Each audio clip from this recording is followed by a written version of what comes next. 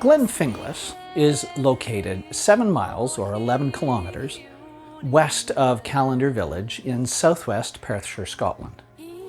Prior to the late 19th century, it was a thriving glen of good farmland, rich with inhabitants and history. It was one of the most popular of all royal hunting forests. King David II, Robert II, James I, II, III, IV, and V all hunted there, along with many important Scottish earls. Today, there are only a handful of inhabitants, as the glen was dammed up and flooded in 1965 to provide water for the city of Glasgow. Glenfinglas is most likely named after one of its earliest inhabitants, Finlay Glass Farquharson, from whom it is traditionally said were descended the nearby McKinleys of the Annie.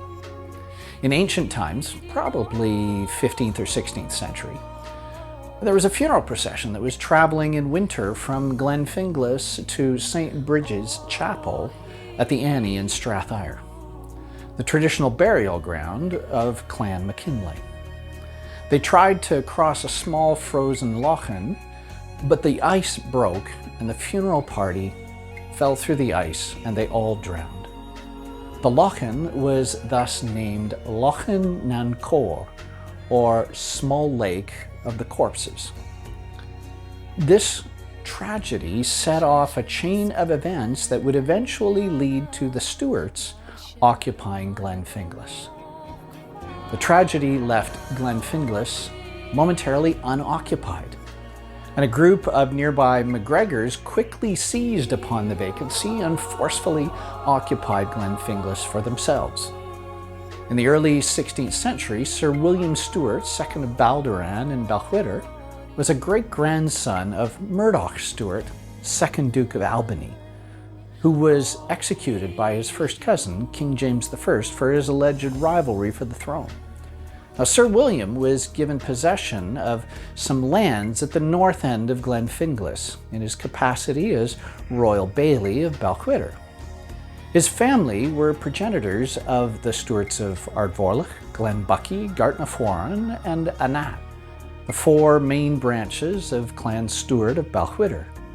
Now, if we fast forward to the early 17th century at nearby Doune Castle, the one that was made famous as the filming location for almost every single castle scene in Monty Python and the Holy Grail, as well as Winterfell in Game of Thrones and Castle Leoch in Outlander. In the early 1600s, Doune Castle was possessed by the Stuart Earls of Moray, the Lords Doune, who were also descended from the former Stuarts of Albany, and thus were distant cousins to both the royal family and also the Stuarts of Balquhidder.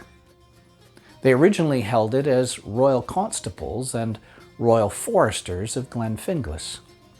Lords Doune were nobility. They didn't have time to actually do the work of supervising Glenfinglas, so they appointed their distant cousins, the nearby Stuarts of Glenbuckie, as deputy royal foresters to actually patrol and secure the royal forest.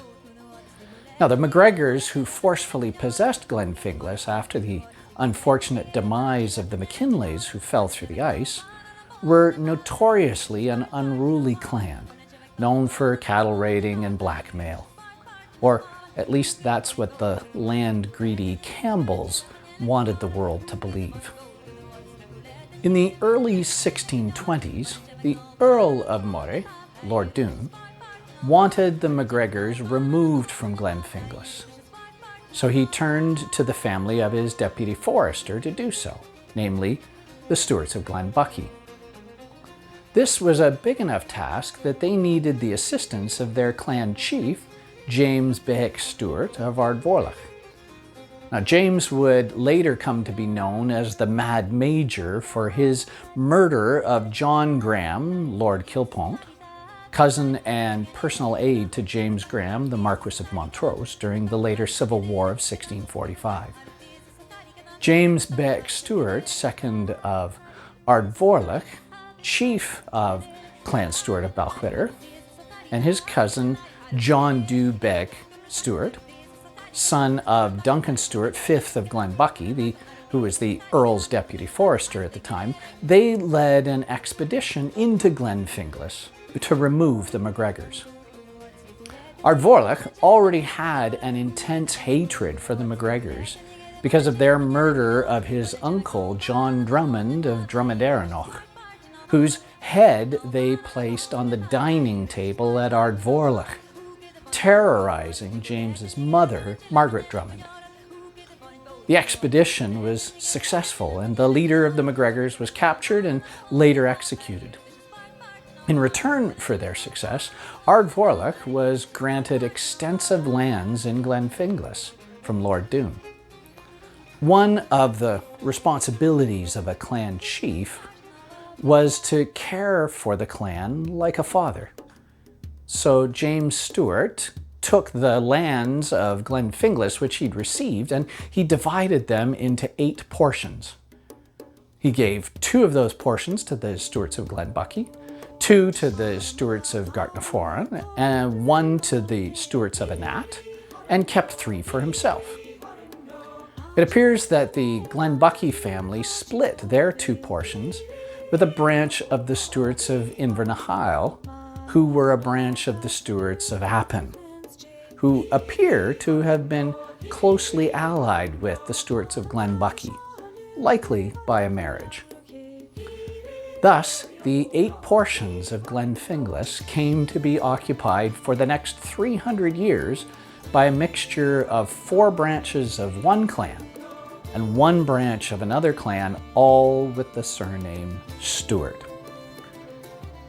The Stuarts established several large settlements in Glenfinglas, including Auchnard and Tinalug, Upper and Lower Duart, and Grodich. Because of the relative isolation of Glenfinglas, all these families intermarried over the 3 centuries that they occupied the glen. It's a genealogical mess of spaghetti trying to figure out who's who among all the later Stuart descendants, as everybody in Glenfinglas was named Stuart. If you have ancestors who came from Glenfinglas and you take a DNA test, you're likely going to find that you match every single branch of Clan Stuart of Balquhidder, as well as their distant allies, Clan Stuart of Appin. Emigration began to play a significant factor in the 19th century. And after 1820, many of those families left the Glen, either for industrial employment in Glasgow or Manchester, or to seek a new life in the New World, with Canada being the most popular destination for the emigrating Stuarts of Glenfinglas. By 1875, social conditions had changed dramatically, and Glenfinglas was nearly empty of inhabitants. The last of the Stuarts to reside in Glenfinglas was one James Stuart of Duart, a bachelor who died in 1895 in a much celebrated manner. On his father's side, he was descended from the Invernahyle Stuarts of Appin, but both his mother and grandmother were Bain Stuarts of the Anat family. His obituary gives a revealing snapshot of life in Glenfinglas at the time. It says, Glenfinglas was held jointly by 6 tenants, originally 8. All Stuarts, of course, each of them having his own farmhouse and steading with a separate allotment of arable ground on which he grazed his own cows and raised his own crops, while the hill pasture, the most important part of the holding, was held by the whole 6 in common, the stock of sheep thereon numbering 8,000 or more, being mutual property. 2 of the tenants were annually elected managers to attend to the sales of sheep and the buying in of fresh breeding stock for the year. And while it might have been supposed that disagreements would have occurred occasionally, this was not the case, for the system had, through generations of practice, been brought to perfection, and the utmost harmony and good fellowship prevailed among the tenants from the earliest recorded time. When any question arose as to which tenant was to do any particular piece of work for the general good, or on any other point, the matter was invariably settled and satisfactorily by casting lots. For a period of certainly more than 200 years, this little colony or community of stewards quietly pursued the even tenor of their ways. A shrewd, industrious, exemplary set of people, little troubled with the tumults and ongoings in the outside world. The risings of 1715 and 1745 passed by without affecting them in any way. As true and staunch to their chief and landlord, the Earl of Murray, they obeyed his wishes and took no part in these events. Now, James Stewart of Duart may be taking a few liberties with the history of the Glen. We know for a fact that the main branches of the clan, especially Glenbuckie and Anat, as well as Ardvorlich, were deeply involved in the Jacobite risings, and we know that many of the Glenfinglas families lost sons during that time. So it would be hard to believe that they stayed out of the risings completely. As James Stewart of Duart never married nor had children, his passing was the end of an era. After just shy of 300 years, there were no Stewarts living in Glenfinglas. And exactly 70 years later after his death would come the end of another era. By the mid-1960s, Glasgow was running out of sources for fresh water. A decision was made to dam up the mouth of Glenfinglas and flood the Glen as a water source for the city of Glasgow. Where now you see a lake, or a loch, once stood the farm communities of Auchnard, Tina Luke, Upper and Lower Duart, and Grodich. Now, the ruins of these farm towns are mostly underwater.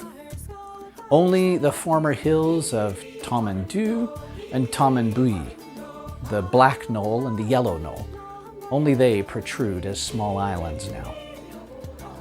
And we are left to imagine what it might have looked like in centuries past, while we enjoy the sheer beauty that it is today.